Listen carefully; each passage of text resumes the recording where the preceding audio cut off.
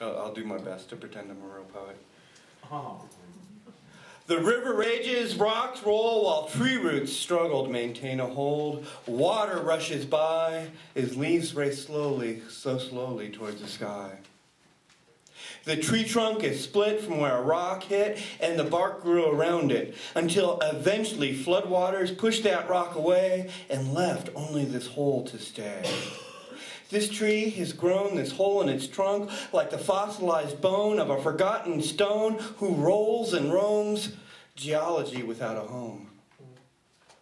The river runs swift and strong, unaware that the snowmelt will soon be gone, and that during the dog days of summer, this riverbed will be bone dry. There will be miles of stones covered with carcasses of crawfish who have died and dried.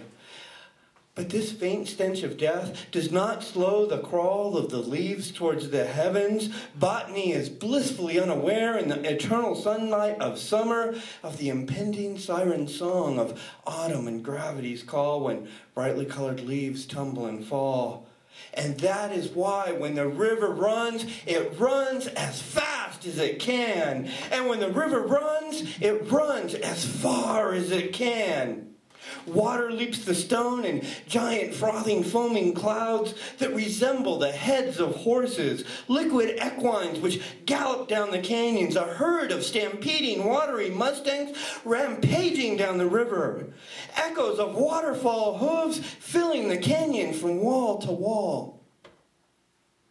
Spanish medieval writers believed that if you sat beside a creek and made a wish, that your dream would float like a boat the entire length of that stream until the stream grows into a river, and the river drops into a harbor, and the harbor drifts into the sea. And there, your dream floats.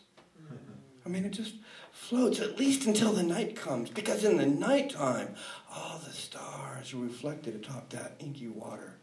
Your dreams can surf the waves. They can crest those mountains of water, and they can splash into the sky. And like inverted rain, they can sail the wind up into the clouds and beyond. Your dreams reaching all the way to the moon where those frothing, foaming horse heads can gallop and cavort across the lunar landscape. Yeah. What better place to plant a hole?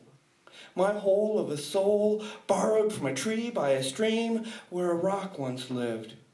I can think of no better place to plant my whole soul than in the middle of that lunar landscape cratered by meteorites. I am anxious to see what will grow from that hole, anxious to see if we can turn the moon green.